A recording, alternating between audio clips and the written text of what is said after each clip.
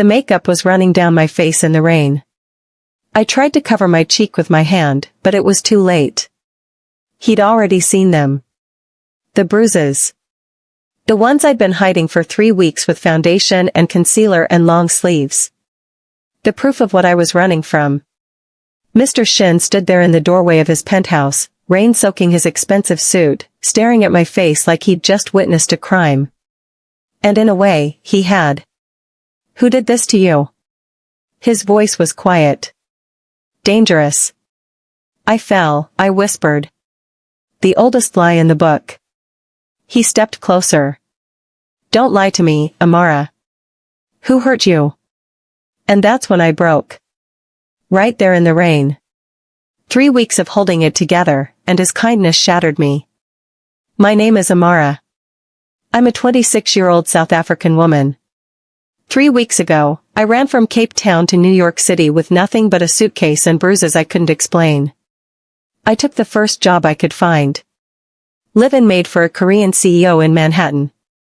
I thought I'd be safe. Hidden. Anonymous. I didn't know that the man I worked for would see through every wall I'd built. That he'd refuse to look away.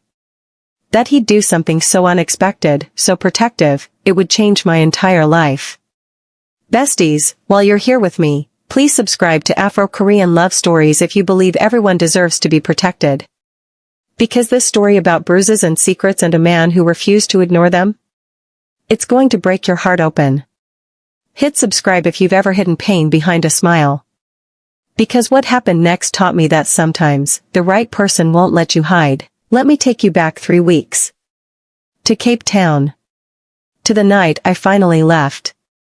His name was Trevor. We'd been together for 2 years. The first year was perfect. Flowers. Compliments. Attention. Everything I thought I wanted.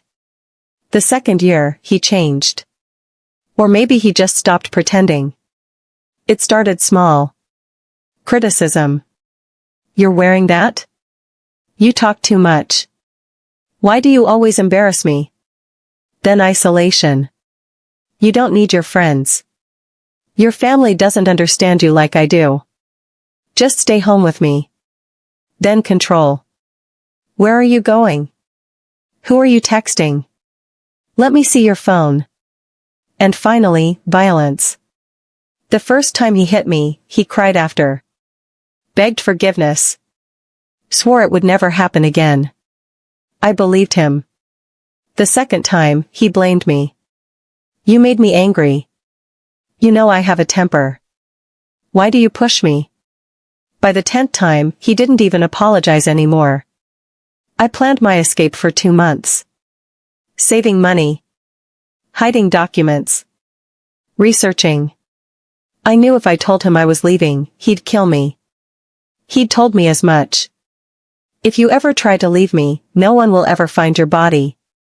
So I waited. Until he went to Johannesburg for business. And then I ran. I booked a one-way ticket to New York. Withdrew all my savings. Left my phone behind so he couldn't track me. And I disappeared.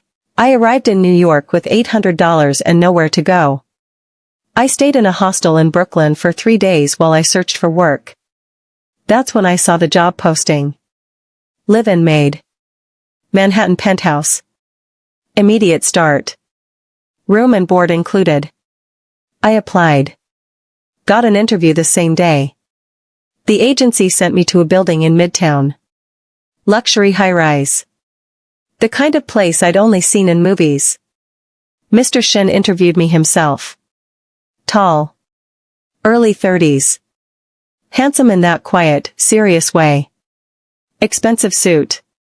Controlled demeanor. "You have no references," he noted.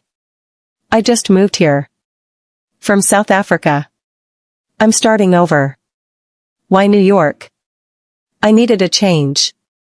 He studied me. Really looked at me. And I wondered if he could see it. The fear. The desperation. The truth I was hiding. "You'll have your own room. Separate entrance.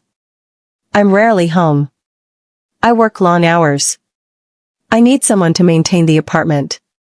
Cooking. Cleaning. Laundry. Basic household management. I can do that. I don't tolerate dishonesty. If something is wrong, I expect you to tell me. I will. Lie number 1. You start Monday. Thank you, Mr. Shin. Call me June. That Monday, I moved into the most beautiful room I'd ever had. Private bathroom.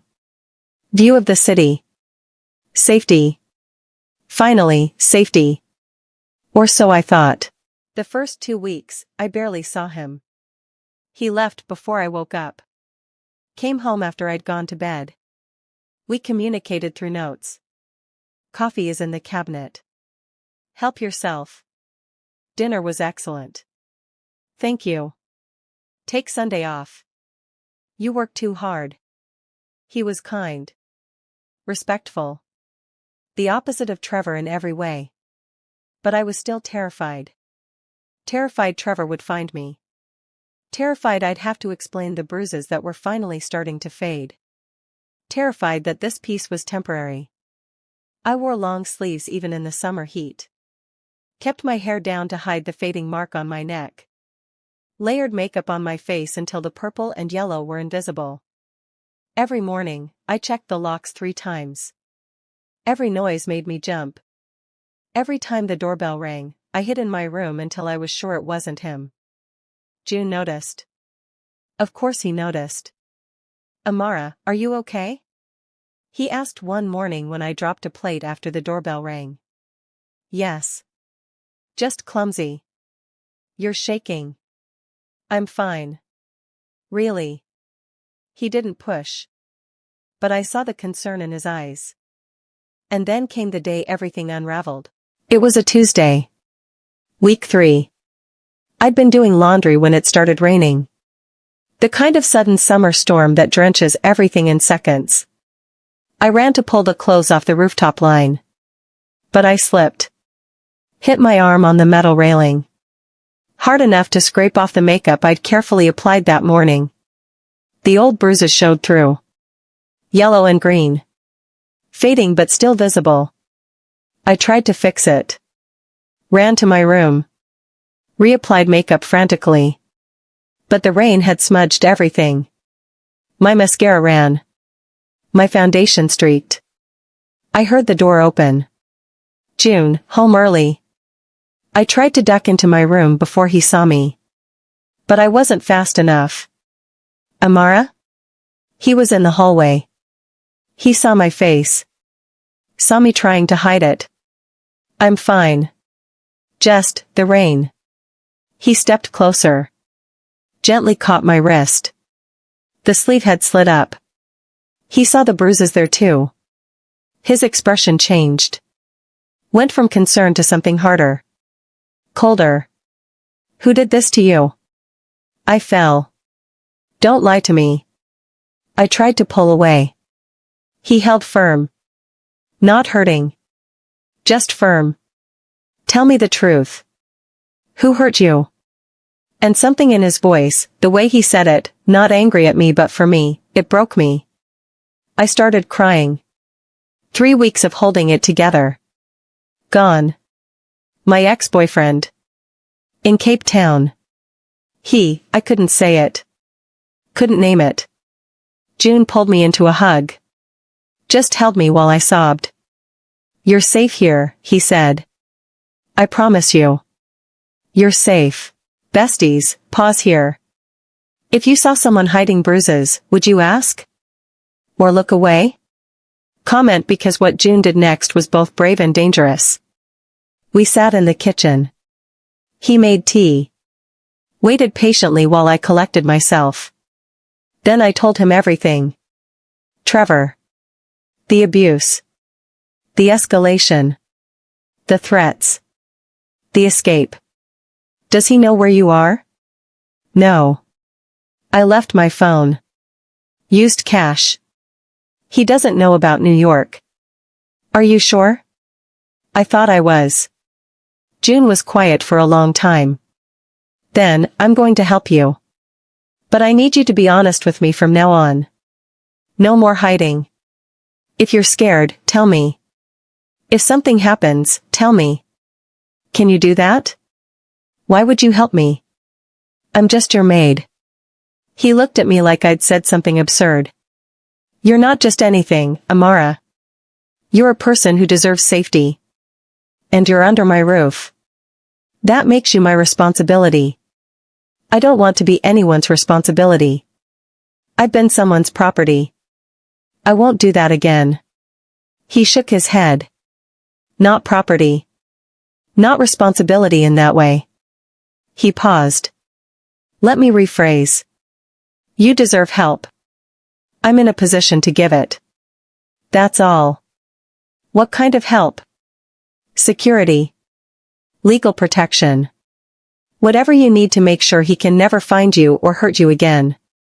I can't afford. I'm not asking you to pay. Consider it part of your employment benefits. That's not how employment works. He almost smiled. It is in my house.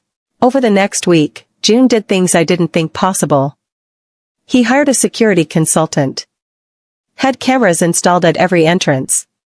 Gave me a panic button connected directly to building security and his phone. He contacted a lawyer friend in Cape Town. Had a restraining order filed against Trevor, even from overseas. He enrolled me in self-defense classes. Paid for therapy sessions with a trauma specialist. And he checked on me. Every morning. Every evening. Simple questions. Did you sleep okay? Do you feel safe? What do you need? I wasn't used to someone caring without wanting something in return. Why are you doing all this? I asked one night. We were sitting on the balcony. Evening air. City lights below. Because I know what it's like to feel powerless, he said quietly. My mother, when I was young. My father was, he paused. Similar to your ex, violent. Controlling. She couldn't leave. Had nowhere to go. No money. No support. I'm sorry. She died when I was 15. He never hit her the day she died. She just gave up. Heart attack. The doctor said stress. But I knew. She died because living with him was killing her slowly. June. I swore then that if I ever had the power to help someone escape that situation, I would. So this isn't charity. It's a promise I made to my mother. And to myself. I reached over. Took his hand. Thank you. He squeezed back. You don't have to thank me for basic human decency. For weeks after I moved in, Trevor found me. I don't know how. Maybe he tracked my family. Maybe he hired someone. Maybe he'd been looking all along. But one afternoon, the front desk called up. Ms. Amara? There's a man here asking for you. Says he's your boyfriend. Should we send him up? My blood went cold. No. Don't let him in. Please. We won't, ma'am. We're calling the police now. I hit the panic button. June's phone. Building security. All at once. June was home in 12 minutes. Building security had Trevor in the lobby. Police arrived before June. I watched on the security feed from upstairs. Saw Trevor arguing. Saw him trying to charm his way past the guards. Saw the police putting him in cuffs when he tried to force his way to the elevator. June stood with me. Hand on my shoulder. Steady. He can't get to you. I won't let him. What if he comes back? He won't. How can you be sure? June turned to me. Made a phone call. Spoke in Korean. Rapid. Authoritative. He hung up. Turned to me. I have connections. Business associates in Cape Town. They're going to make sure he understands that coming near you again would be unwise for his health and business. Legal channels and unofficial ones. I should have been scared of that. of the implied threat. But I wasn't. I felt protected. After that day, something changed between us.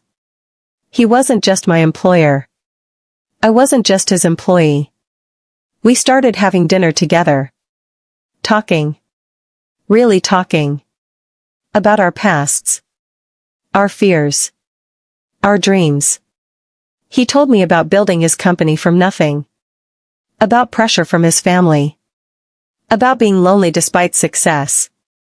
I told him about my childhood in Cape Town. About my parents still there.